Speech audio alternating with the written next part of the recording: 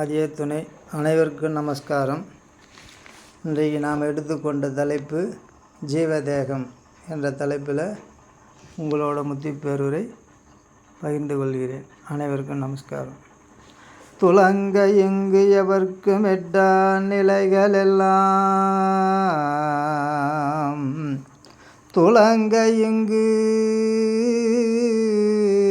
எவர்க்கும் எட்டா நிலைகளெல்லாம் துலங்க எட்டி பேசி வரும் துலபவேந்தே அலங்கார வலம்புரி சங்கு இலங்குகையா ஆரூரார் ஒன்றையணி குருவே போற்றி நலுங்குலகோர் உமையறிய மாட்டாரெல்லாம் நான் உரைப்பேன் குண்டேறி கதர்வார் நாளை இலங்குகளை ஞான கனியுகக்கும் சோங்கே எங்கள் குடி சாலைமணி விளக்கே போற்றி. அனைவருக்கும் நமஸ்காரம்.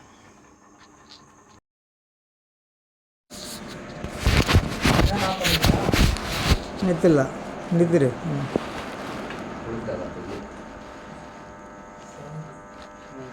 ஜீவதேகம் நினைவு என்ன பெற்றது? ஜீவதேகம் நான் என்று உன் நினைவின் எண்ணத்தில் வருகிறதே, அதுதான் ஏகனின் பொருளாகிய ஜீவன். இப்போ நான் நினைவுன்றது ஜீவதேகம் சொல்லிட்டாங்க. அதுக்கப்புறம் நான் என்றது தான் அந்த ஏகமான பொருள், அதுதான் இறைவன்ட்டாங்க.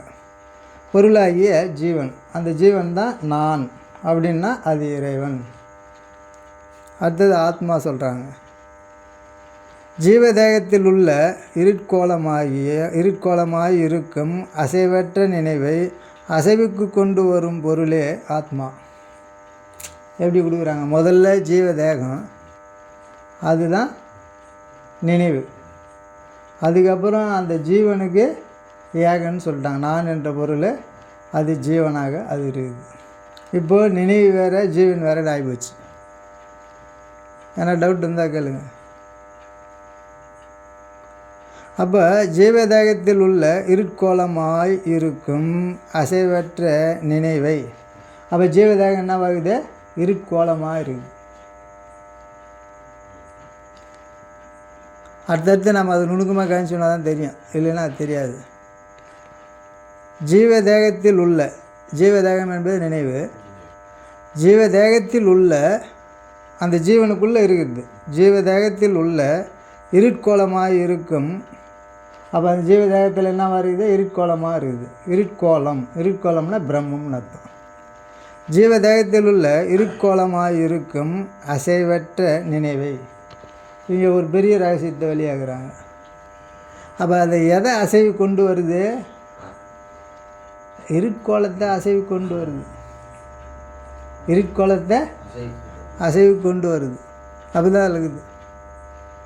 ஜீவதேகத்தில் உள்ள இருட்கோளமாக இருக்கும் அசைவற்ற நினைவை அசைவுக்கு கொண்டு வரும் பொருளே ஆத்மா.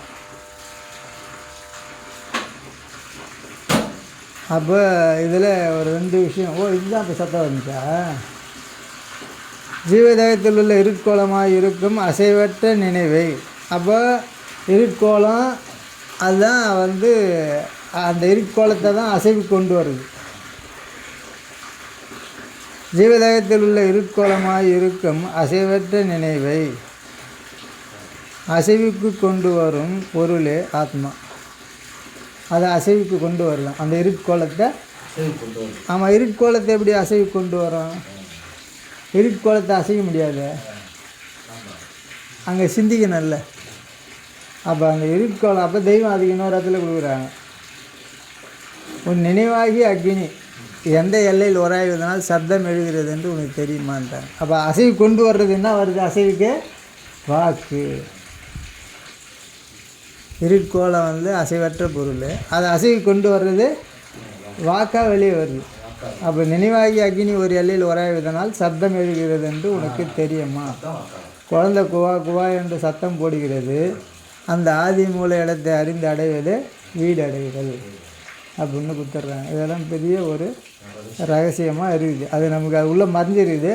அதை நம்ம இப்படி நிதானமாக படிக்கும் போது அது நமக்கு விளங்கும். இப்போ திரும்ப நான் அதை எடுக்கிறேன். ஜீவதேகத்தில் உள்ள இருட்கோளமாய் இருக்கும் அசைவற்ற, அது அப்போ இருட்கோளம் அசைவற்றதுன்னு அவங்களே சொல்லிட்டாங்களே, அசைவற்ற நினைவை. அப்போ அந்த இருட்கோளம் தான் நினைவாக இருக்குது. அடுத்தது வந்துட்டாங்க, முதல்ல இருட்கோளம்ட்டாங்க, அது அசைவற்றதுன்ட்டாங்க, அதை அசைவுக்கு கொண்டு வருவது. அப்போ அதை அசைவுக்கு என்ன அசைவு? வாக்கு தான் அசைவு. சப்தமாகிய துவனி வாக்காக வெளியே வருது. இந்த ஒரு வரியில் எவ்வளோ வச்சுக்கிறாங்க. அதை நம்ம இப்படி பார்க்கலன்னா நமக்கு தெரியுமா? எந்த காலத்தில் நமக்கு தெரியும்? இப்போ ஜீவதேகத்தில் உள்ள இருட்கோளமாய் இருக்கும் அசைவற்ற நினைவை, அந்த இருட்கோளம்தான் நினைவுன்ட்டாங்க, அது அசைவில்லாத இருக்குதுன்ட்டாங்க இல்லையா? அசைவற்ற நினைவை அசைவுக்கு கொண்டு வரும் பொருளே ஆத்மா. அது எப்படி கொண்டு வருது? அந்த ஆத்மா வாக்கு ரூபத்தில் அசைவுக்கு கொண்டு வருது. 100 150 150 ஆண்டு காலம் ஒருவன் உயிரோடு இருந்தாலும் அவன் உடலை நாற்றத்துக்கு விடாமல் பிடித்து வைத்திருப்பது அவன் காரண தேகத்தில் நின்று நிலவும் அந்த ஆத்மா. இப்போ அந்த ஆத்மாவுக்கு காரண தேகம்னு சொல்லிட்டாங்க. இது வரலும் காரண தேகம் தெரியாமல் இருந்துச்சு. இப்போ அதான் காரண தேகம்னு கொடுத்துட்டாங்க. அசைவற்ற பொருளை கொண்டு வர்றது அதான் காரண தேகம். இப்போ முதல்ல ஜீவதேகம் என்பது நினைவு, புரியுதா? அடுத்தது உன் எண்ணத்தில் வருகின்ற அதுதான் ஏகனின் பொருளாகிய ஜீவன். நான் என்று உன் நினைவில் எண்ணத்தில் வருகிறதே அதுதான் ஏகனின் பொருளாகிய ஜீவன். ஜீவாத்மா தெரிஞ்சிட்டோம்.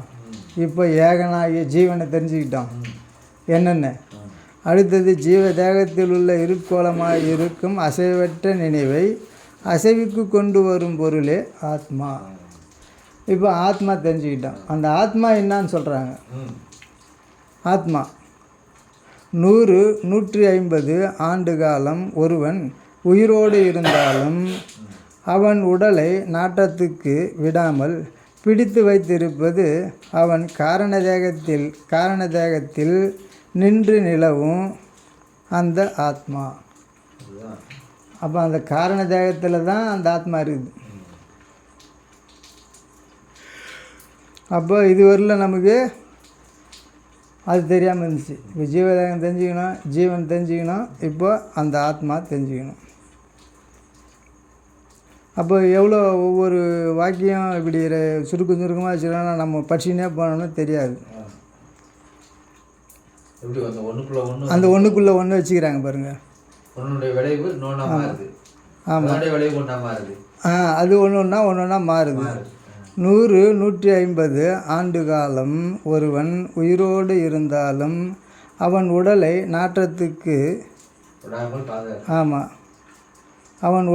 நாற்றத்துக்கு விடாமல் பிடித்து வைத்திருப்பது அவன் காரண தேகத்தில் நின்று நிலவும் அந்த ஆத்மா. அப்போ ஆத்மா காரண தேகத்தில் இருக்குது. ஆத்மா எங்கே இருக்குது? அப்போது தூளம், அதுக்கப்புறம் சூக்குமம், அதுக்கப்புறம் காரண தேகத்துக்கு உள்ளே இருக்கிறது ஆத்மா. காரண தேகம் ஆத்மான்னு சொல்லலை, காரண தேகத்துக்கு உள்ளே இருப்பது ஆத்மான்ட்டாங்க. அதுதான் அந்த உடலை அசைவு கொண்டு வருது. அந்த நினைவை அசைவு கொண்டு வருது. நினைவுக்கு நான் வருது. அந்த நான் அசைவு கொண்டு வருது. அசைவு கொண்டு வர்றது தான் ஆத்மா. அது காரண தேகத்தில் தான் இருக்குது. அந்த காரண தேகத்தில் அந்த ஆத்மா இருக்குது. அதுதான் இந்த 100 வருஷம் ஒரு மனுஷனாக 100 150 வருஷம் இருந்தாலும் பாதுகாத்து வருது இல்லையா? அப்போ 100 150 ஆண்டு காலம் ஒருவன் உயிரோடு இருந்தாலும் அவன் உடலை நாற்றத்துக்கு விடாமல் பிடித்து வைத்திருப்பது அவன் காரண தேகத்தில் நின்று நிலவும் அந்த ஆத்மா. அப்போ ஆத்மா எங்கே இருக்குது? காரண தேகத்தில். அப்போ ஜீவ தேகம் வேறு, ஜீவன் வேறு, ஆத்மா வேறு, காரண தேகம் வேறு. காரண தேகத்துக்கு உள்ளே இருப்பது தான் ஆத்மான்ட்டாங்க. அப்போ எவ்வளோ விஷயம் இதில் தெய்வம் எடுத்து கொடுக்குறாங்க. ஆத்மா, ஆத்மாதான். ஆத்மா என்ன பெற்றது? காரண தேகம். அப்போ இங்கே அதை குத்துட்டாங்க. ஆத்மான்றது என்னதுறான்னா அது காரண தேகம்னே சொல்லிட்டாங்க. முதல்ல காரண தேகத்துக்கு உள்ளே இருக்குதுன்னாங்க, அப்புறம் அதுவே தான்டா காரண தேகம்ட்டாங்க. எப்படி? ஆத்மா என்ன பெற்றது? காரண தேகம் தான், காரண தேகம்தான். இவனுக்கென தனி சீதனமாக அமைந்திருக்கும் ஜீவாத்மாவுடன் பரமாத்மாவும் இருக்கிறது. இவனுக்கிட்ட இருக்குது ஜீவாத்மாவோடு இருப்பது பரமாத்மாவும் சேர்ந்து இருக்குதுன்ட்டாங்க. ஜீவாத்மாவுடன் பரமாத்மாவும் இருக்கிறது. பரமாத்மா கர்ப்பகோடி காலம் இருப்பது. அதன் நாமந்தான் உன் நாமம். மூச்சு ஆடிக்கொண்டிருக்கின்ற ஜீவாத்மா பரமாத்மாவுக்கு மூச்சு ஆடாது. மூச்சு ஆடிக்கொண்டிருப்பது ஜீவாத்மா, பரமாத்மாவுக்கு மூச்சு ஆடாதுன்ட்டாங்க. ரெண்டு பேருக்கு அடையாளம் எது? நமக்கு மூச்சு ஓடிங்குதா, நம்ம ஜீவாத்மா. அது அவங்களுக்கு ஓடலையா, அவங்களுக்கு பரமாத்மா அப்படின்னு இதில் அவங்க கொடுத்துட்றாங்க. மூச்சு ஆடாது பரமாத்மா, மூச்சு அதுக்கு ஆடாது. பரமாத்மாவுக்கு மூச்சு ஆடாது. பரமாத்மாவை சார்ந்த நிலையில் ஜீவாத்மாவின் மூச்சும் அடங்கும். அந்த பரமாத்மா நம்ம சார்ந்துட்டோம்னாக்கா நமக்கு மூச்சு அடங்கிடும். ஜீவாத்மா என்பது நீ, பரமாத்மா என்பது நாம். நீ பெண், நாம் ஆண். இப்போ ஆணுக்கும் பெண்ணுக்கும் இதனால் நம்ம என்ன நினச்சிருந்தோம்? பெண்ணு அவங்க, நாம் ஆணுன்னு நினச்சிருந்தோம். பெண்ணுன்னு ஆணுன்னு நினச்சிருந்தோம். இப்போ இங்கே தெய்வம் என்ன கொடுத்துட்டாங்க அப்படின்னு பார்த்தோம்னா அப்படின்ட்டாங்க. அப்போ அங்கே ஆண் பெண்ணே இல்லை, அவங்க ஆணா நின்ட்டாங்க, நாம பெண்ணா ஆகிட்டோம். ஆணு பெண் எல்லாமே அவங்களுக்கு மூச்சு ஓடுது, நமக்கு தான் ஓடுது. அப்போ நாமளும் பெண்ணு தான்ட்டாங்க இல்லையா? அப்போ எவ்வளோ ஒரு புதையல் இங்கே தெய்வம் கொடுத்துட்டாங்க. ஆமாம். அடுத்தது வேதம் கடந்த பொருள்னு ஒன்று சொல்கிறாங்க. வேதம் கடந்த பொருள் உன் நான் என்ற நினைவில். இப்போ அங்கே நானுக்கு என்ன பார்த்தா ஜீவன்னு பார்த்துட்டோம் இல்லையா? இப்போ அதுக்கு தான் கொடுக்குறாங்க. உன் நான் என்ற நினைவில் நாம் குடியேறினால் உனது அறிவில் சகல வேதங்களும் ஒலிக்கும். உன் நாவில் சரஸ்வதி குடியேறி நீ வேதம் கடந்த பொருள் ஆவாய். அப்போ நீ என்ற ஒரு பொருளில் நான் குடியேறினேன்னா சகல வேதங்களும் பிறகுது. அப்போது இதுக்கு தெய்வம் திருமையான குரலில் ஒரு இடத்துல கொடுக்குறாங்க. எந்த மனுவினுடைய இருதயத்தில் ஈசன் விளைந்து விளங்குகின்றானோ அந்த ஒரு முகத்துக்கு மட்டும்தான் யமன் அஞ்சி விலகுவான், யமன் அஞ்சி விலகுவான்ட்டாங்க. அப்போ இந்த இடத்துல நான் உக்காந்த அப்புறம் தாண்டா உனக்கு சகல வேதங்களும் உன் நாவில வட்டாடும்ட்டாங்க. இதுதான் வேதம் கடந்த பொருள். பொருள் என்ன? தேகாதி அந்தமாகிய உடல், பொருளாகிய வாக்கு, நினைவாகிய பிரம்மம், பிரணவமாகிய ஆவி. அந்த பொருளுக்காக சொல்கிறேன். வேதம் கடந்த பொருள் அப்படின்னா வேதம் கடந்த பொருள்னா என்னது? வேதம் கடந்தது எது? வேதத்துக்கு மேலே ஒன்றும் இல்லையே. அப்போ வேதத்தை உண்டாக்குற ஆசான் அதுதான் வேதம் கடந்த பொருள். வேதத்தை அவங்க தானே இருக்கிறாங்க. அப்போ வேதம் கடந்த பொருள். அப்போ அதுதான் மெய்ப்பொருள்ங்கிறது. அவங்க ஆசான் தானே. அந்த பொருளை தான் மெய்ப்பொருள். ஆமாம், மெய்ப்பொருள் வேதத்தை உண்டாக்குது. அதுதான் உண்டாகுது. மெய்ப்பொருள் அப்படின்னா முதல்ல ஒன்று தெரிஞ்சுக்கணும், அது அழியாதது, நித்தியமானது, நிலையானது என்றும் உள்ளது. அதுக்கு பேர் பொருள் என்றாலே வாக்கு. பொருள் என்றாலே வாக்கு. ஆமாம், பொருளாகிய வாக்கு தானே சொல்லிட்டாங்க. ஆமாம். அப்போ ஆமாம், இன்னைக்கு இவ்வளோ பெரிய ஊர் தெய்வம் உண்டு பண்ணி நீ நாமெல்லாம் இங்கே இருக்கிறோன்னாக்கா அந்த பொருளாகிய வாக்கு தானே.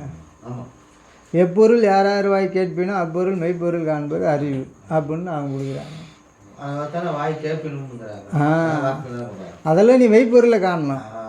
எல்லார்கிட்டையும் பேசுகிறான், அதில் நம்ம மெய்யான பொருளை காண்பது அறிவு. அறிவே இறைவன். அறிவு வேற இல்லை. அவனே ஜீவன் முத்தனாகிறான். ஆமாம், அதுதான் பொருள் அப்படின்ட்டாங்க. பொருளாகிய வாக்கு.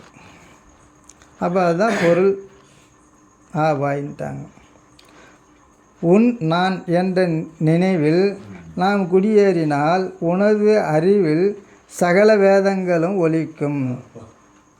உன் நாவில் சரஸ்வதி குடியேறி நீ வேதம் கடந்த பொருள் ஆவாய். அப்போ வேதம் கடந்த பொருள் ஆவாய் அப்படின்ட்டாங்க. அப்போ அது தன்னையே சொல்கிறாங்க தெய்வம். அவங்க என்ன சார்ந்த நிலையில் மூச்சு விடாதுங்கிறாங்க. ஆமாம், பொருள் ஆவாயின்ட்டாங்க. அப்போ பொருள் ஆவாய் அப்படின்னாலே அது அவங்க தான். அவங்கக்கிட்ட தானே அதெல்லாம் இருக்குது, நம்மக்கிட்ட இல்லையே. அதுதான் நம்ம இப்போ அதை வாங்கி தான் படிக்கிறோம். ஆமாம். இப்போ நம்ம இந்த வாக்கியத்தையே அது அவங்களுது, அதை எடுத்து நாம் இப்போ எந்த மனுவினுடைய இருதயத்தில் ஈசன் விளைந்து விளங்குகின்றானோ அந்த ஒரு முகத்துக்கு மட்டும்தான் யமன் அஞ்சு விலகுவான்ட்டாங்க. அப்போது அந்த ஜீவாத்மாவில் வந்து அது பரமாத்மாவோட இரண்டரை கலக்கணும். அப்படி கலக்கும் போது அது பரம்பொருளாக மாறி. ஆமாம். அடுத்தது இப்போ ஜீவதேகம் பார்த்தோம், ஆன்மா பார்த்தோம், வேதம் கடந்த பொருள் பார்த்தோம். இப்போ ஜீவ ஆத்மா அப்படின்னு ஒரு பொருள் இப்போ இங்கே கொடுக்குறாங்க. இந்த ஜீவாத்மா தான் இறை சொரூபத்திடம் நீ கடனாக வாங்கி வந்த சீதன பொருள். அதுதான் ஆதி வஸ்து. கடனாக நம்ம வாங்கி வந்த ஒரு பொருள் இருக்குது. என்னது? அமானிதம். காலம், நீதி, கலை, வித்தை, அராகம், உருடன், சுத்தமாய், இப்படி 7 வகையான பொருளை நம்ம வாங்குகிறோம். சரி, இப்போ நீ 7 பொருள் வாங்கிட்டல்ல, அப்போ இந்த 7 பொருள் வாங்கி எங்கே வரணும்? இப்போ இந்த 7 பொருள் இந்த உலகத்தையும் படைக்கணும். அப்போ தான் அதில் வந்து நம்ம உலாவ முடியும். நமக்கு கொடுத்துட்டாங்க. ஆமாம், இப்போ வேணும் இல்லை. இப்போ காலம் அப்படின்னா 100 வயசு நம்ம கொடுத்துட்டாங்க. அப்போ அதுக்கு இங்கே காலம் வேணுமே. அதுக்கு இங்கே காலம் எது இந்த உலகத்தில்? அப்படின்னா சூரியன் உதயமான காலம், சூரியன் மறைஞ்சிச்சுன்னா இரவு. அப்போ ஒரு பொழுது நம்ம தானே காலம் போது வருது.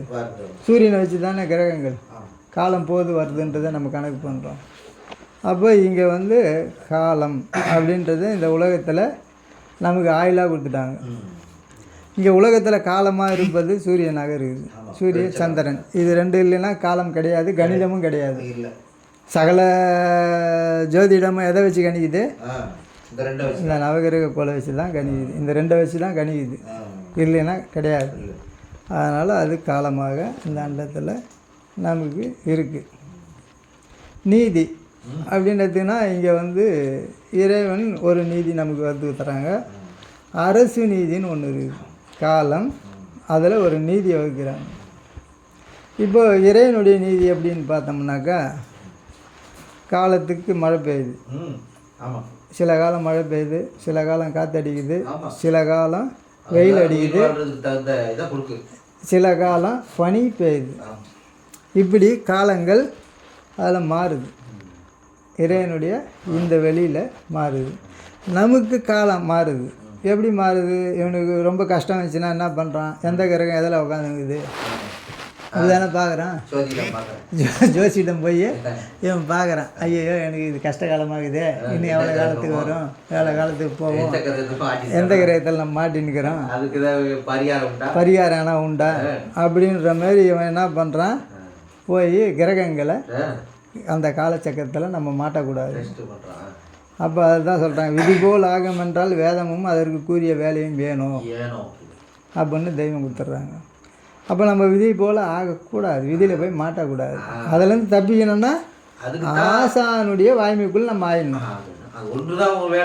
அது ஒன்று தான் வேலை.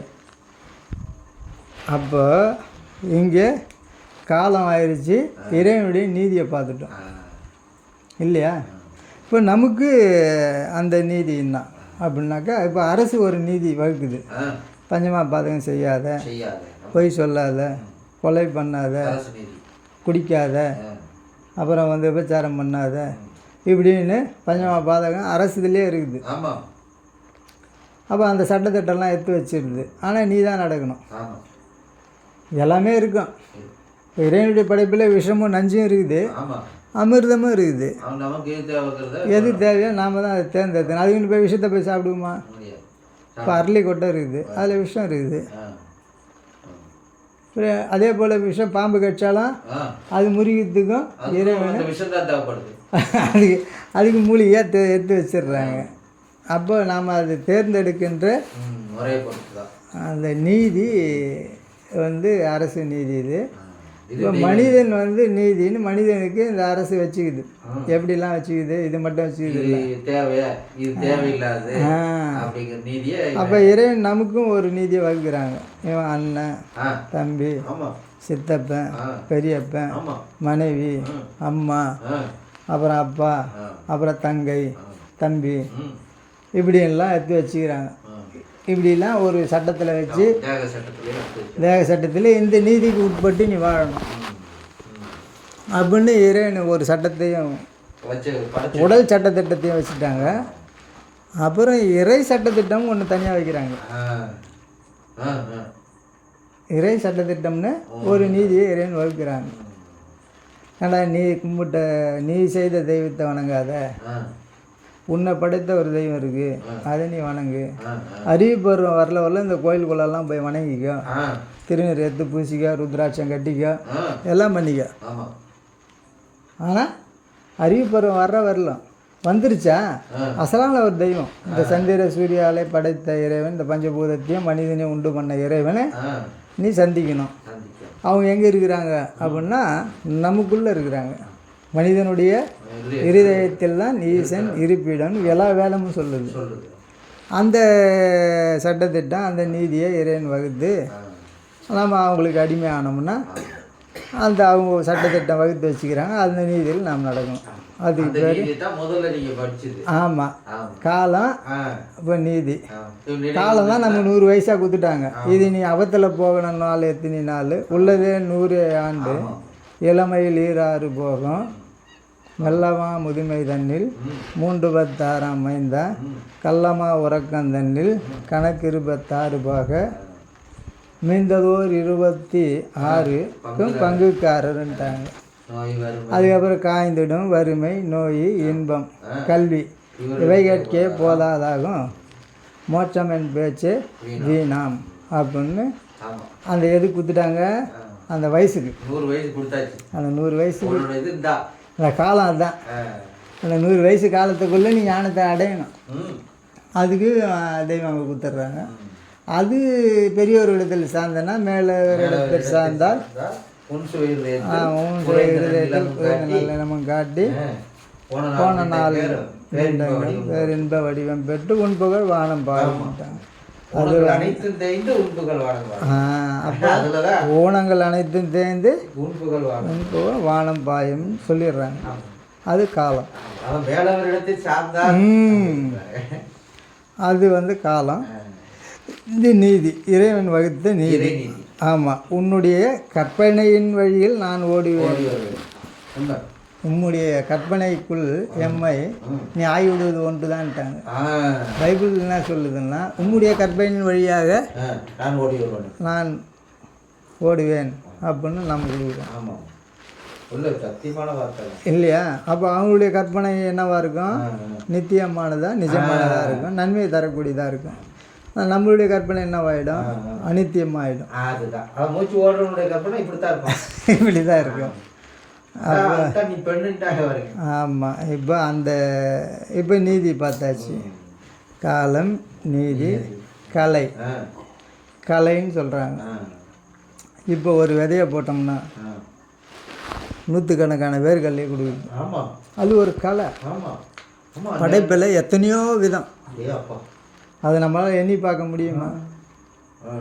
ஒரு முருங்கை விதையை நட்டோம்னா ஒரு பெரிய மரமாகி கனியாக கொடுக்குது. தென்னை விதையை நட்டோம்னா தென்னம்பிள்ளையாக கொடுக்குது. ஒரு வாழைக்கண்ணை நட்டோம்னா ஒரு ஏறுகொலை மட்டும் தள்ளுது.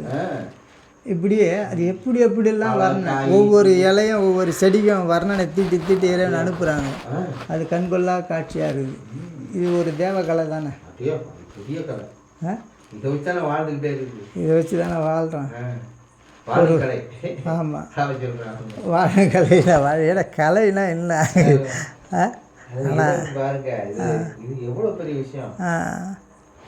அப்போ இங்கே நமக்கு ஒரு கலை தராங்க. அது என்ன கலை? அந்த கலை என்ன? அதுக்கு தெய்வம் என்ன கொடுக்குறாங்கன்னா, அந்த ஆதிநாதன் தேவனிடத்தில் எழுந்து வர்ஷிக்கப்பெறுகின்ற கலை. அவனுடைய வாக்குக்கு பேர் கலைன்னு ஒரு பேர். தேவநாத கலை. கலைன்னா வாக்கு.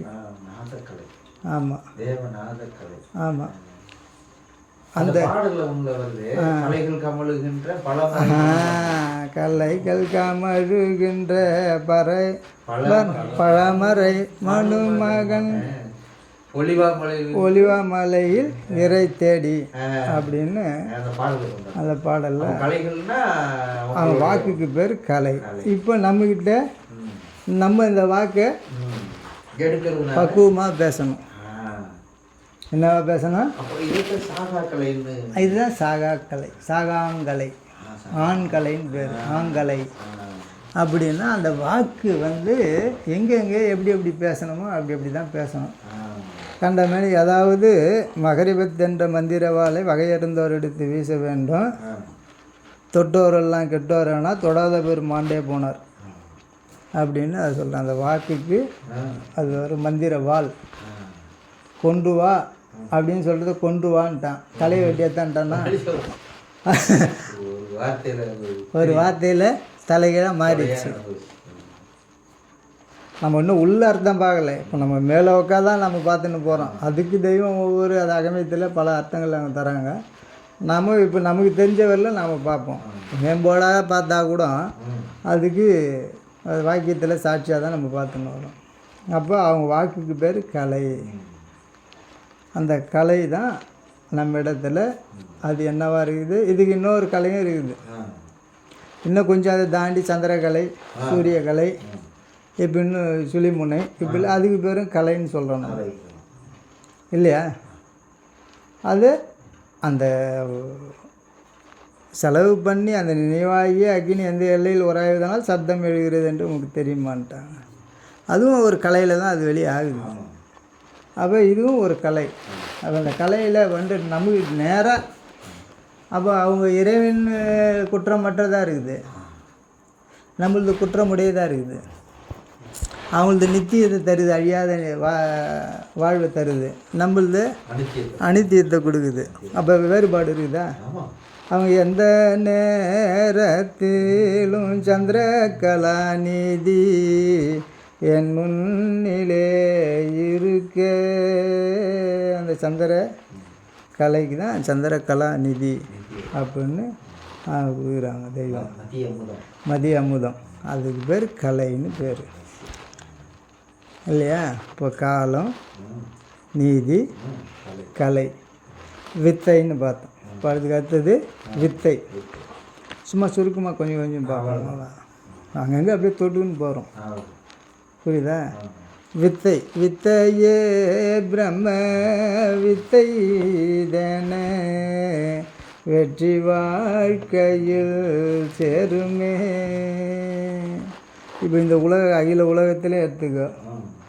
சாவில் 2 வகை இருக்குதுன்னு யார் சொன்னா? தெய்வம் தான் சொன்னான். வேதாந்தம் காட்டியுமே கூவுதையா, நல்ல சாஸ்திரங்கள் காட்டியுமே கூவுதையா, அண்டமெல்லாம் சுற்றி வந்து கூவுதையா, இங்கே ஓர் கூடைக்குள்ளே கூதை. நம்ம சாலையை வந்து ஒரு கூடையாக வச்சு இந்த ஒரு கூடைக்குள்ளே எல்லாம் கூவுது அப்படின்னாங்க. அப்போ அந்த வித்தைக்கு அவங்க கொடுக்குறாங்க காலம், நீதி, கலை, வித்தை. அந்த பிரம்ம வித்தை, அந்த பிரம்ம வித்தை தான் வந்து அந்த வித்தையை தெய்வம் வந்து அவர்கள் பிள்ளைகள், அவர்கள் அடியார்களுக்கெல்லாம் அந்த வித்தையை அவங்க காட்டினாங்க. அப்போ இந்த உலகத்தில் நம்ம ஏற்றுக்கிட்டோம்னு சொன்னோம்னா அந்த வித்தை அது எப்படி இருக்குது அப்படின்னு பார்த்தோம்னாக்கா, நல்லா பாருங்கள். இன்றைக்கி 800-900 கோடி மக்கள் இருக்கான். அவ்வளோ பேருக்கும் வேறு வேறு முகம், வேறு வேறு துவனி, வேறு வேறு. நம்ம பார்க்குறதுக்கு எல்லா காலும் ஒன்று போல் இருக்குதுன்னு நம்ம நினச்சோம். ஆனால் பார்க்க எல்லாம் ஒன்றா தானே இருக்குது. ஆனால் எவ்வளோ வேறுபாடு. ஒன்று ஒவ்வொரு விதமாக புரியுது இல்லை இன்னைக்கிட்டே போகிறோன்னு முடிக்கல அப்படின்ட்டாங்க அவங்க இல்லையா. இந்த ஒரு மரத்தை நம்ம நடுறோம், இந்த வித்தியே ஜடத்தின் உள்ளே. இந்த ஒரே ஒரு அணு போய் கருமுட்டையில் விழுது, விழுந்து இவ்வளோ பெரிய சரீரம் கண்ணு, காது, வாய், மூக்கு, ஒரு அணுவுக்குள்ளே எவ்வளோ இது ஒரு எவ்வளோ பெரிய பிரம்ம வித்தை. இது யாருன்னா செய்ய முடியுமா? அந்த ரகசியம், இந்த தேகத்தினுடைய சிருஷ்டி ரகசியத்தெல்லாம் வெளியாகிறாங்க. அதுக்கு பேர் பிரம்ம வித்தை. இங்கே நமக்கு இந்த அண்டத்தில் எப்படி வச்சுக்கிறாங்க, சிருஷ்டியை இறைவன் கருவறையில் உண்டு பண்ணி அவங்களுடைய இறைவன் வித்தை பிரம்மா தானே படைக்கிறது. ஆமாம், ஒரு அணுவை உள்ளே விட்டு இன்னைக்கு இப்பேற்பட்ட சரீரத்தை இறைவன் படைச்சி அந்த ஒரு பிரம்ம வித்தையை இது யாருன்னா அதிசயமாக படுதா? அப்போ வேற ஒரு அதிசயம் இருக்கா உலகத்தில்? அவனே சுயமாக சிந்திக்கிறான், சுயமாக ஒரு வேலையை செய்கிறான். இது எப்பேற்பட்ட வித்தை இது. அந்த வித்தையை இதுவரையிலும் யாரும் இப்படி சிந்திச்சு பார்த்துருக்க மாட்டோம். ஆகாயத்துலேருந்து மழை பொழியுது, இது யாருக்குன்னே தெரியுமா? தெரியாது. இப்போ ஒரு ஆடு அப்படின்னு ஒரு இனம் எடுத்துக்கின்னா அந்த ஆடு மட்டும்தான், அதில் மாடு வராது. மாடுன்னு ஒன்று எடுத்துக்கணுமா, அது அதே இனம்தான். இப்படி 7 வகை தோற்றம், 4 வகை யோனி, 7 வகை தோற்றம். இந்த வித்தை எப்படி இறைவன் இதெல்லாம் எதில் உருவாகுது? புழுக்கத்தில் தான் உருவாகுது. புழுக்கம் முதல்ல வித்து, புழுக்கம், வித்து, அண்டம், சினை, எண்ணப்பட்ட 4 வகை யோனி. புழுக்கம், வித்து, அண்டம், சினை, இந்த 4.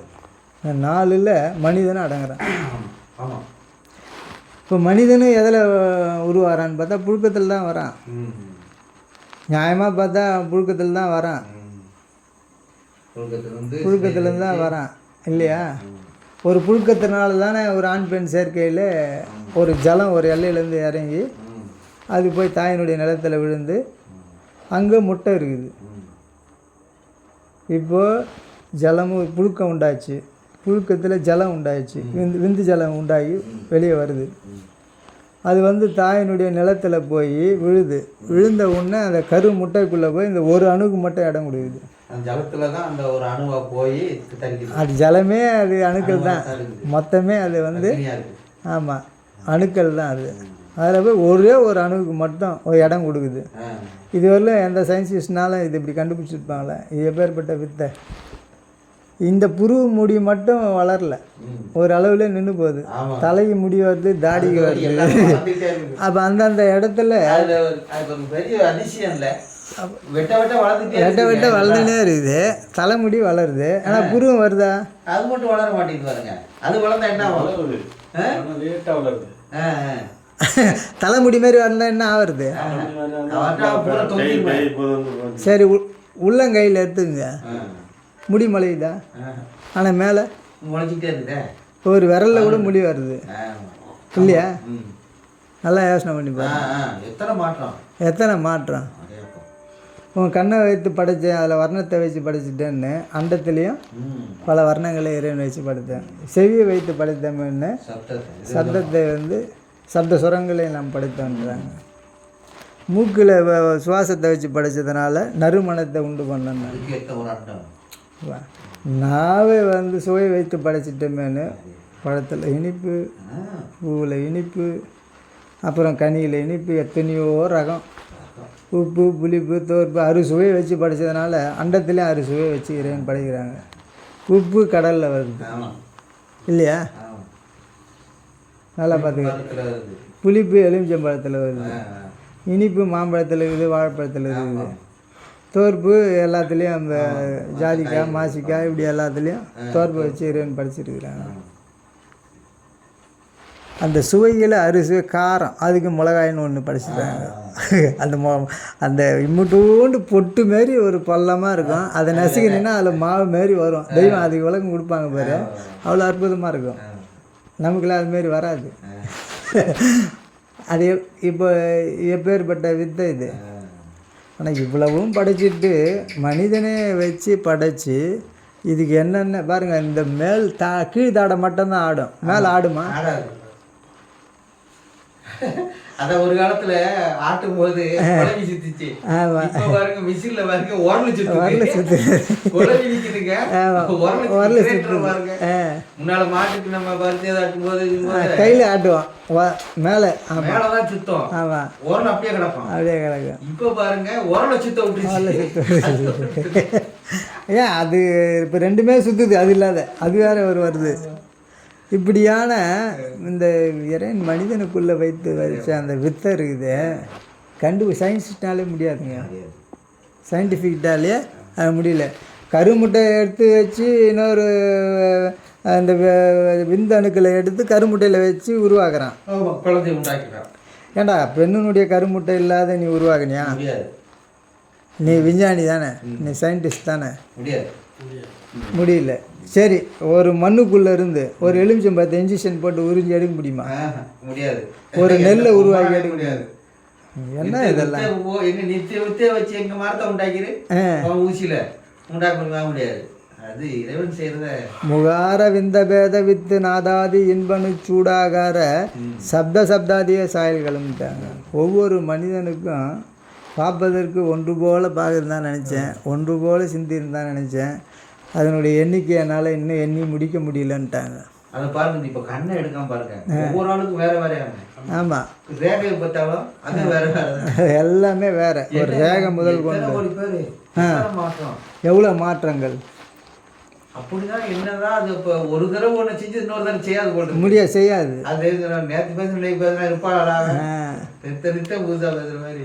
அப்போ அதை சொல்கிறேன், வித்தையே பிரம்ம வித்தைதன வெற்றி வாழ்க்கையில் ஏறுமே. அப்போ அது எங்கே ஏறும்? வெற்றி வாழ்க்கையில் ஏறும். இந்த மனிதனை படைத்துட்டு மனிதனுடைய இருதயத்துக்குள்ளே ஈசன் இருப்பிடம்னு காமிச்சு அதை மனிதன் அறியறது தான் வித்தை, அதுதான் பிரம்ம வித்தை. இப்போ நம்மளுடைய இருதயத்தில் ஈசன் இருக்காங்க, தெய்வம் நமக்கு எடுத்து சொல்லலைன்னா இன்னும் எத்தனை கோடி சாஸ்திரம் படித்தாலும் தெரியுமா? தெரியாது. அவங்க வாக்குலன்னா என்ன இருக்கு? ஒன்றுமே இல்லை. மூச்சு முளைத்த விட மூல பொட்டலும் ஒன்று காட்சி புடத்திலிட காலம் அறிந்தெடுப்பு இருவாலும் ஒரு சுழி இருக்கும் இடத்தை கண்டு ஏற ஏற மனம் தேறிதிட முறைக்கும் மயங்காதிரு மனமே மயிர் பாலம் கடத்தும் குரு நாதர் அருகிருக்க மயங்காதிரு மனம். நம்ம மனம் நம்மக்கிட்ட இருக்குது, மனம்தான். அறிவு கிடையாது, இல்லை. அவங்க அறிவு. இந்த மனம் அறிவோடு கலக்கும் போது இந்த மனமும் அறிவாக மாறுது. அவங்க மாத்துறாங்க. ஆமாம், வல்லவத்தில் மாத்துறாங்க. இந்த நம்ம இருதயத்துக்குள்ளே ஈசன் இருப்பிடம். அந்த ஈசனை நம்மளே நம்ம காண முடியல. பாருங்க என்னென்னமோ செஞ்சு போடுறான்ல. இதை செஞ்சுக்கணும். அப்போ எந்த மனித ஈசன் வந்து நான் தனக்குள்ளே இருக்கிற ஈசனை எப்போ காண்றானோ அதுக்கு பேர் தான் பிரம்ம வித்தை. அதுதான் வித்தை. அந்த வித்தையை கற்றுக்கணும். அது எப்படி தானே கற்றுக்க முடியுமா? உனக்குள்ளே இருக்கிற அந்த ஜீவனே ஒரு ரூபம் தாங்கி உன் முன்னிலை குருவாக வரணும். அதுக்கு பேர் தான் இறை பொருள். அந்த இறைவனே ஒரு ரூபம் தாங்கி பரமனே உருவெடுத்து பாரிடை குருவாய் வந்த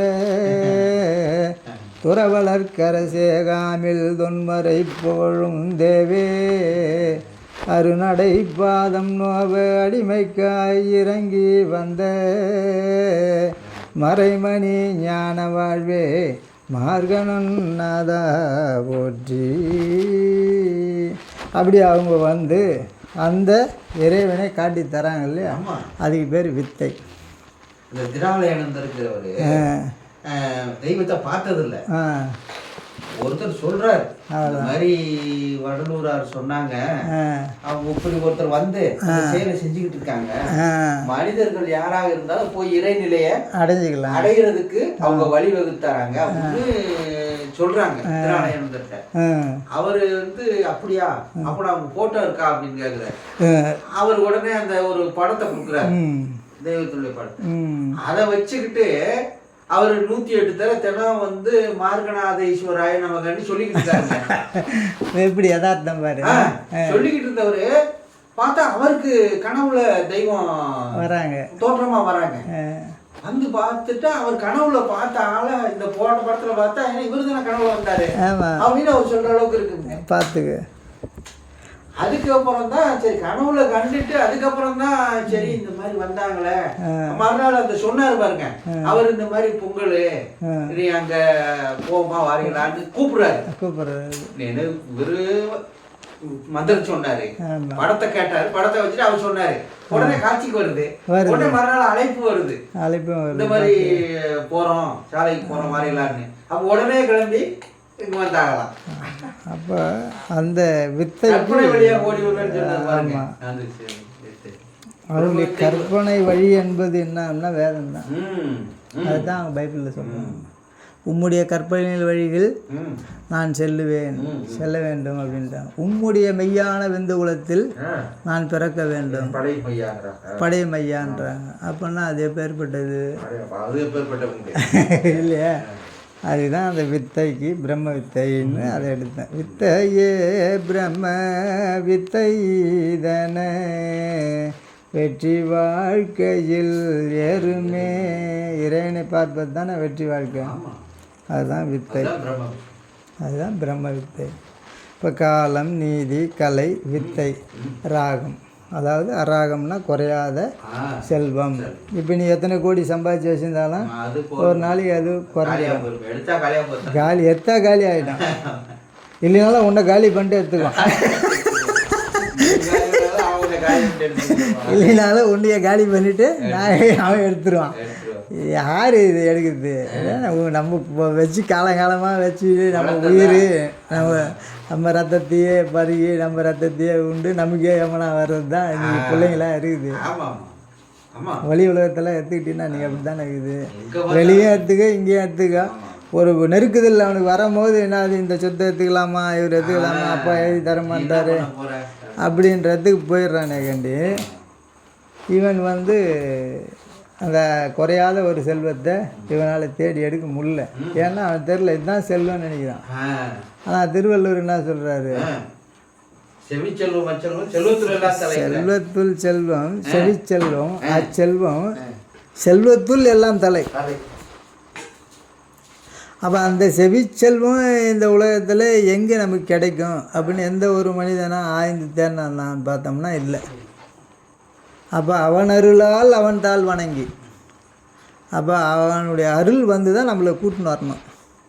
இல்லைன்னா நம்ம அந்த அருள் நமக்கு கிடைக்காது. அதுதான் செல்வம். அதுக்கு பேர் அறம்னு பேர். அறம்னா வேறு யாரும் இல்லை, இறைவனுக்கு பேர் அறம் என்ற ஒரு பொருள். அது அவங்களுடைய வாக்குக்கு அறம் என்ற ஒரு பொருள். அது குறையாத செல்வம், நிறை செல்வம்.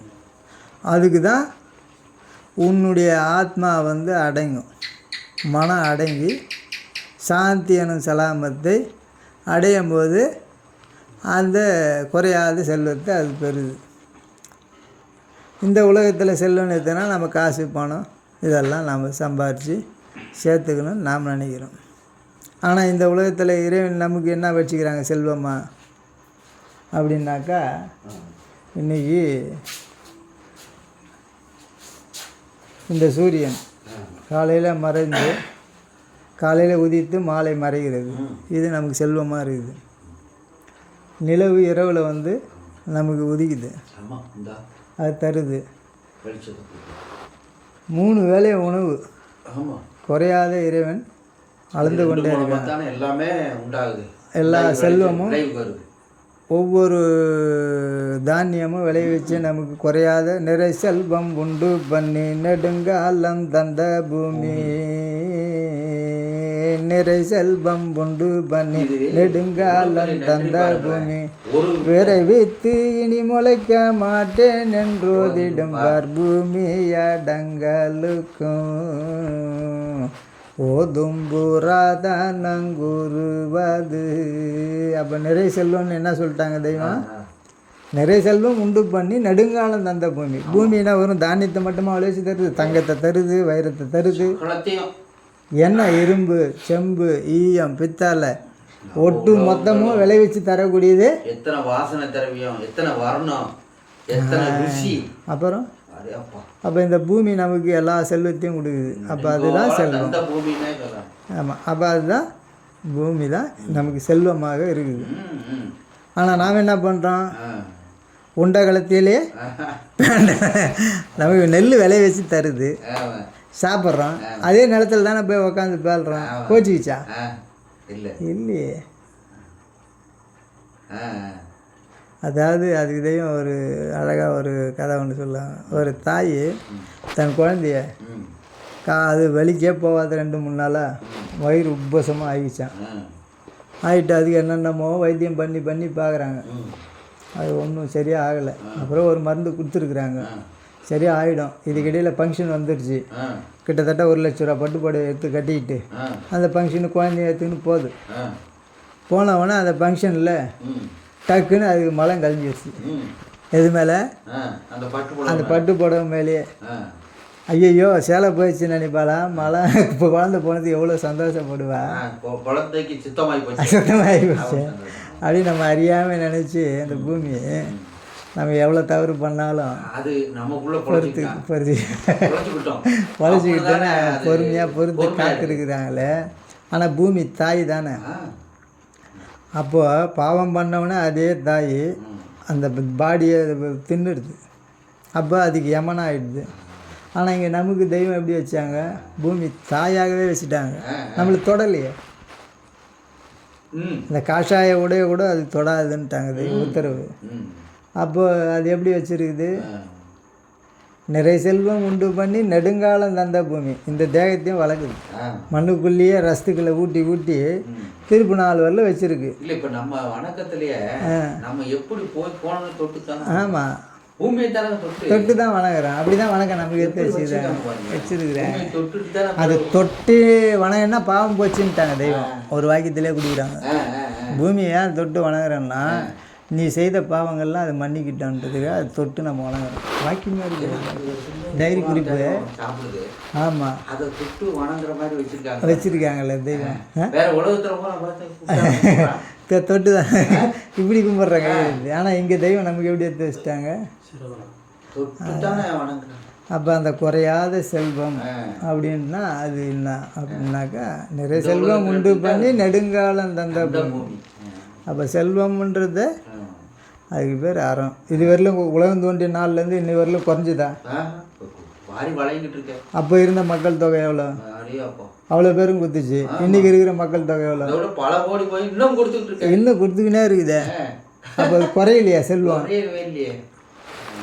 யார் இது எழுத முடியும்? படைத்தவர்கள் தான் எழுத முடியும். அதுதான். மனிதனால் இப்படி எங்கன்னா ஒரு வராது. கவிஞனா யாரா பாடியிருக்கானா சொல்லு. யாருக்கும். நிறை செல்வம் உண்டு பண்ணி நெடுங்காலம் தந்த பூமி, நிறை செல்வம் உண்டு பண்ணி நெடுங்காலம் தந்த பூமி, விரைவித்து இனி முளைக்க மாட்டேன் என்றோதிடும் பார். பாவக்கணை ஏறி போச்சு, அதனால் அந்த செல்வத்தையும் அது இனி நிறுத்திடும். இப்போ எல்லாம் பிளாட்டை போட்டு விற்கிறான். இப்போ படத்துலேயும் சரி, நியூஸ்லேயும் சரி, சினிமாவிலையும் சரி, விவசாயிங்க படுற பாடு கொஞ்சம் நெஞ்சம் இல்லை, அது உண்மையே. ஆனால் அந்த மக்களுக்கு அது தெரிஞ்சாலும் ஏதோ அதை எதிர்த்து ஓட்டினாலும் இந்த அரசு அதை பற்றி கண்டுக்கிறதே இல்லை. அது ஒரு நாளைக்கு அவனுக்கு பலன் தரப்போகுது, எதுவும் விளைச்சல் இல்லை, இதுக்காக யுத்தங்களும் வரப்போகுது. இன்றைக்கி தண்ணி நம்ம காசு கொடுத்து வாங்குகிறோம், அப்படி போச்சா? முதல்ல பால், அந்த காலத்தில் பாலை விற்பாங்களா அப்படின்ற காலம் போய் இன்னைக்கு தண்ணியை விற்பாங்களா? தண்ணியை குடிக்கிற தண்ணியை கேனை தாண்டி போடியா?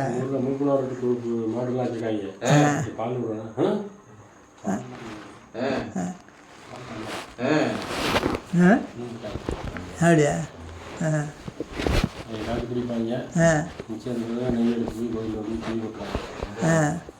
அப்போ இன்றைக்கி தண்ணியே விலை கொடுத்து வாங்குற மாதிரி ஆயிடுச்சு.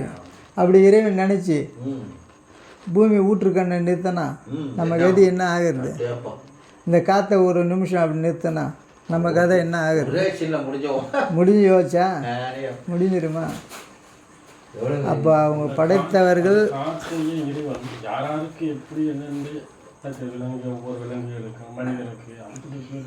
எல்லாத்துக்கும் தண்ணிக்குள்ளே மீன் இருக்குது, அதுக்கு காற்றை சொட்டி வச்சிடுறாங்க. புரியுதா? வாழ்ந்துருக்குது.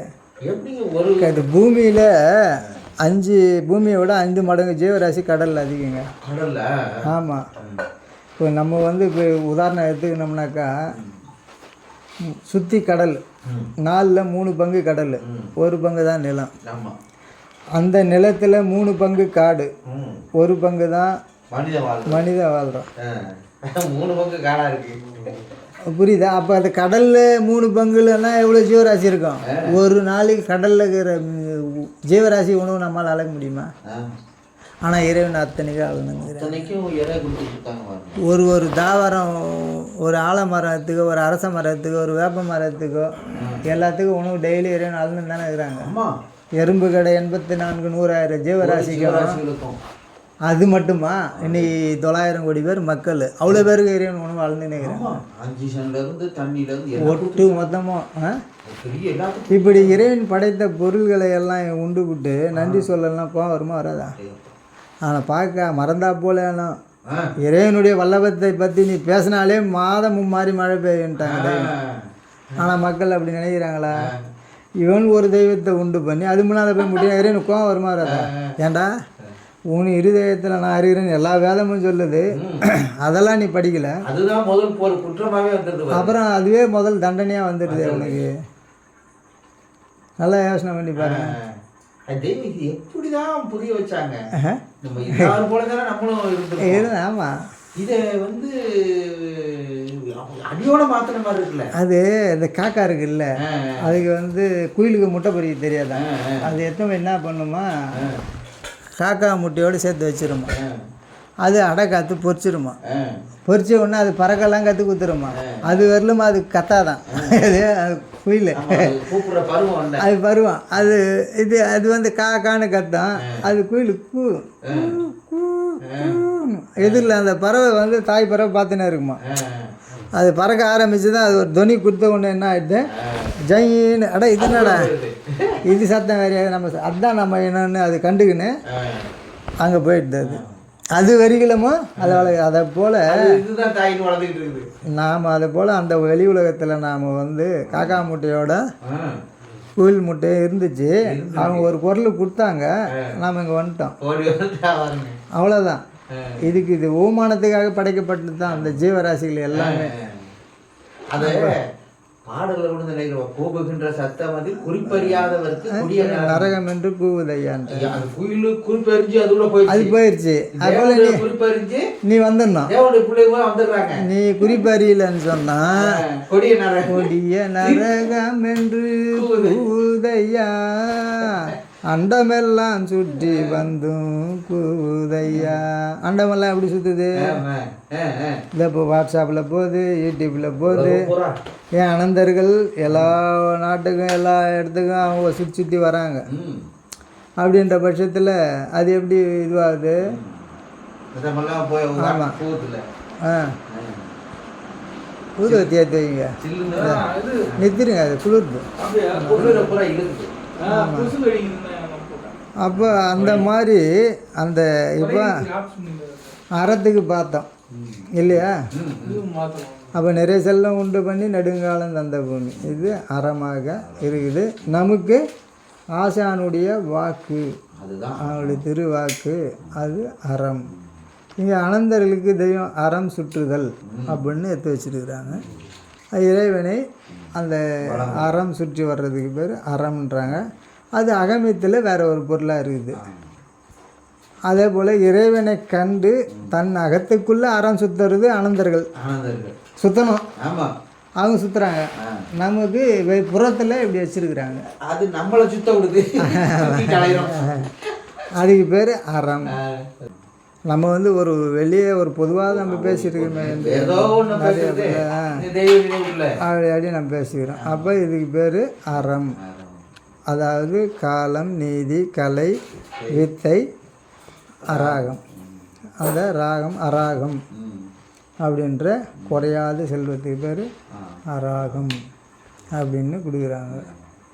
அதுக்கப்புறம் சுத்த மாயை. எல்லாம் மாயை தான். அந்த உலகம் அனைத்தான். ஆமாம். சுத்த மாயை என்பது இன்னைக்கு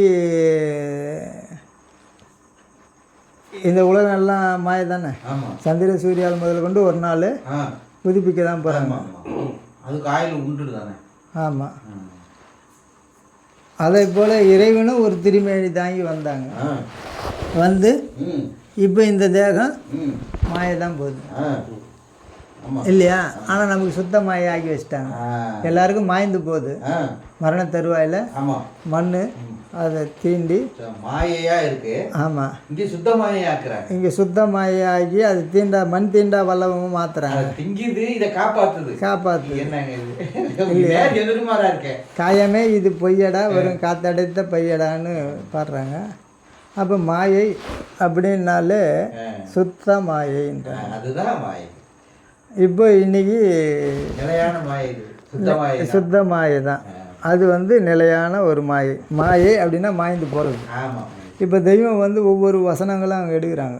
புதுசு புதுசு தானே. எதனா அதில் என்ன இருக்குதா? எல்லாமே நித்தியத்துக்குரியது இல்லையா? ஆனால் நம்ம வாக்குலாம் மாயை மாய்ந்து போகுது. எல்லாமே அழிவுக்கு போகிறதெல்லாம் மாயை. சுத்த மாயை. இதுவும் மாயை தான். இதுவும் 1 கோடி எண்ணம் தொலைஞ்சிச்சு. இப்போ எல்லா வாக்கியங்கள்லாம் படித்தோம் இல்லையா? நித்தியம் தானே. ஆனால் அங்கே தெய்வம் என்ன கொடுத்துட்றாங்க? இது ஒன்று சுத்த மாயை, இது ஒன்று நித்தியத்துக்கு ஏற்றும், அதனால் அது சுத்த மாயை. அதுவும் மாயை தான். நம்மளதெல்லாம் அசுத்த மாயை, அவங்களது பரிசுத்த மாயை. அது நித்தியத்துக்கு ஏற்றிடும். அழிவில்லாத நித்திய பூரண மேம்பாடுகள் அனைத்தும் கையில் வரவழைத்து தரும் கிரேத்தியோடு இக்கிரந்தம். அப்போ வாயில் சொன்ன மந்திரங்கள் வாய் செத்த பின்னே வஞ்சயமனுக்கு பதில் வந்து சொல்லுமோ. இப்படி வந்து அந்த மாயைன்னா எல்லாமே இந்த உலக மாயை தான். மாய்ந்து தான் போகுது. ஆனால் நம்ம சாலை எல்லை தெய்வம்னா உத்தரவு பண்ணிட்டாங்க. இது மாயாது, சுத்த மாயை. மாயை தானா, ஆனால் சுத்த மாயை. ஆமாம் இல்லையா? அந்த பிரளயம் கடந்து தீர்ப்பு நாள், தீர்ப்பு பூமி மைதானம் இது சொல்லிட்டாங்க. அந்த உலகத்தில் எல்லாம் மாயம், ஆனால் இது மாயாது. ஆனால் மாயை சுத்தமான மாயை. நம்ம இந்த மெய்வழி சாலை மாற்றிட்டாங்க. இப்போ இந்த தேகம் மாய்ந்து போகும், ஆ, மாய தானே. ஆமா. ஆனால் இந்த தேகத்தை தெய்வம் மாயாத நித்திய சுத்தமாயாகி சுத்த மாயை ஆகிட்டாங்க. மாயை தான். அதான் மண் தீண்டா ஆனால் மாறிடுது. மண் தீண்டா வல்லபத்துக்கு ஆ. கொண்டு போய் நம்மளை மாற்றிடுறாங்க. இங்கேயே அந்த மாயை பூரா அன்னைக்கு வாக்கிட்டு வந்துச்சு, வெட்டி வெட்டி அந்த மந்திரவாளை வச்சு வெட்டி வெட்டி சடஞ்சனமா புதுப்பிச்சுட்டு வர்றாங்க. அப்போ அது வந்து எல்லாத்தையும் மாற்றி மாற்றி வச்சிடுறாங்க. அதை மாத்திடுறாங்க. தீப்பினை தீக்குண பேழை எங்கும் புதிதாக எல்லாத்தையும் மாற்றி வைத்தனர் புதிதாய் வைத்தனர் புதிதாய் வலிகள் வலிமைகள் குமுறி நிற்கின்றாங்க. ஆமாம், அந்த மலர்கை கொண்டு எல்லாத்தையும் மாற்றிடுறாங்க. புதிதாய் எங்கும் வச்ச பிறகு வலிமை குமுறுது. அதான் வேதத்தை தொட்டா தானே அறிவு விளங்கு வருது, இல்லைன்னா வராது. இப்போ மணி நம்ம என்ன பேசுவோம், ஆனால் இப்போ இவ்வளோ நேரம் பேசுனது நம்ம ஒரு பக்கம் கூட இன்னும் முடிக்க முடியல.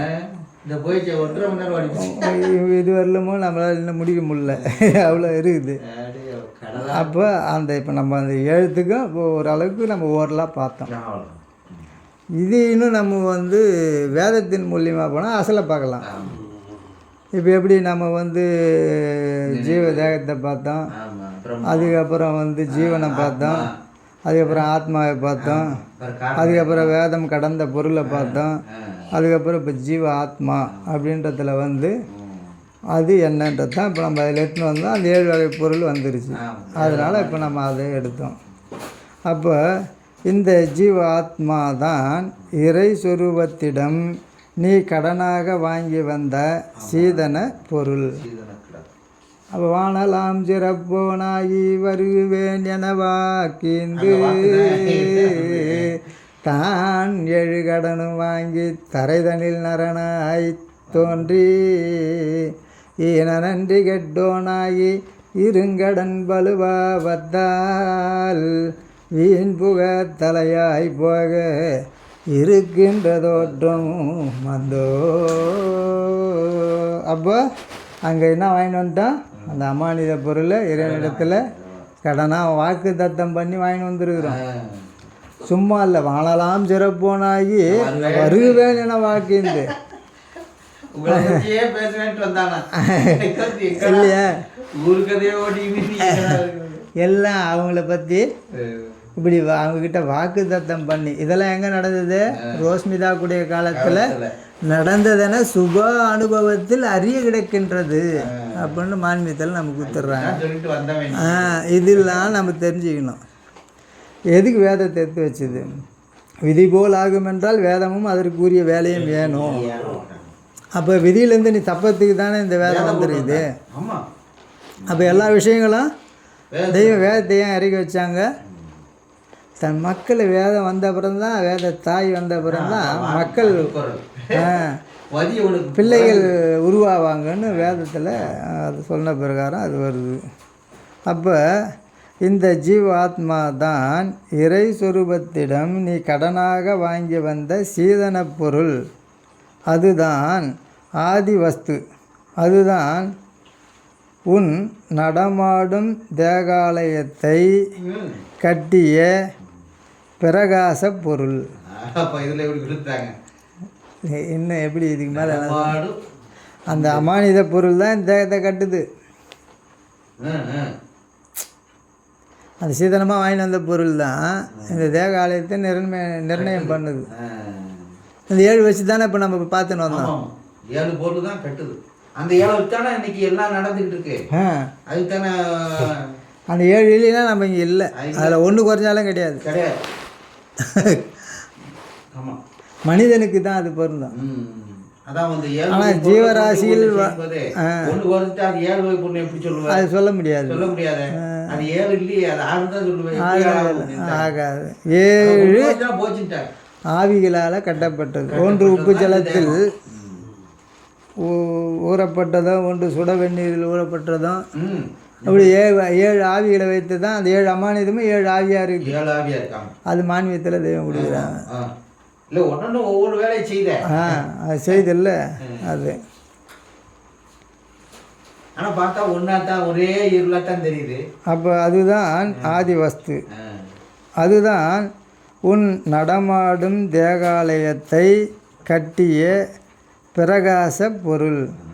பிரகாசமான பீடமான பரமாத்மாவை விட்டு பிரிந்து வந்து இப்போது இந்த ஜீவாத்மா உன் தேகத்தில் கட்டுண்டு உலகம் செல்லும் வழி அறியாது. தேகத்தில் கட்டுண்டு மாயை, அதாவது பிரகாசமான பீடமான பரமாத்மா விட்டு பிரிந்து வந்து இப்போது இந்த ஜீவாத்மா உன் தேகத்தில் கட்டுண்டு உலக மாயை சமுசார சாகரத்தில் மூழ்கி கிடக்கிறது. எப்படி இழந்து வந்துட்டு இந்த சம்சார சாகரத்தில் நீ மூழ்கி கிடக்கிறியே அப்படின்னு நம்மளை வந்து இறைவன் வந்து அதை திருப்பி திருப்பினா அந்த உலகத்துக்கு கொண்டு போக அவங்க வராங்க இல்லையா. மூழ்கி கிடக்கிறது. பிரம்ம பிரகாசத்தை இழந்து செல்லும் வழி அறியாது அல்லாடி அனாதையாகி நிற்கிறது. இப்படி இவனுக்கென தனி சீதனமாக வந்திருக்கும் ஜீவாத்மாவுடன் பரமாத்மாவும் இருக்கிறது. மனிதன் அறிய விரும்புவது எந்த ஆத்மாவை? இது அந்த அரிசோனாவில் இருந்து ஆத்மாவை ஃபோட்டோ பிடிச்சி காட்டுறவங்களுக்கு 78 லட்சம் ரூபா பண்ணையை பரிசாக தரேன் அப்படின்னு அங்கே ஒரு பத்திரிகையில் வருது. அப்புறம் அதை படித்த பார்த்துட்டு தெய்வம் வந்து அது இந்த கேள்வி கேட்குறாங்க. ஆனால் இவன் ஜீவன் இருப்பதுனால தான் இவன் தேகம் 100 வருஷம் ஆனாலும் கெடாத நார விடாத தூக்கி பிடிச்சின்னு இவனுக்கு பாதுகாக்குது. இவனுக்கு கீழே விடாமல் தூக்கி பிடிச்சின்னு இருக்குது. இதை விட வேற ஒரு பெரிய விளக்கம் எனக்கு வேணுமா? ஒரு ஆச்சரியம் வேணுமா? இவனுக்கு அப்போ அந்த பணம் இனி இவனுக்கு வந்து வீணாயிடும். அதனால் அந்த காசை வச்சு ஏதாவது ஆகுமான்னு பார்க்கறதுக்காக வந்து உயிர் எழுதியிருக்கிறான் தெய்வம் எழுதுறாங்க. முதல்ல இவன் ஆத்மா ஃபோட்டோ பிடிச்சி காட்டுன்றானே, எந்த ஆத்மா? இவனுக்குள்ள ஜீவாத்மா இருக்குது, பரமாத்மா இருக்குது. எந்த ஆத்மாவை நீ பார்க்க விரும்புகிற? இந்த விளக்கத்துக்கு மேலே இவனுக்கு ஒன்று தேவையா? வேற ஃபோட்டோ வேற பிடிச்சி காட்டணும்னு சொல்கிறாங்க. முதல்ல எதை கொடுத்து எதை வாங்கணும்னு தெரியணும். பொய்ப்பொருளை கொடுத்து மெய்ப்பொருளை வாங்க முடியாது. யதார்த்த அன்பை கொடுத்து அவன் தேடி இருந்தானா அது அவனுக்கு கிடச்சிருக்கும் அப்படின்றது தான் இந்த வாக்கியம். அதனால் இத்துடன் இந்த முத்தி பேருரை மீண்டும் தொடரும். அனைவருக்கும் நமஸ்காரம்.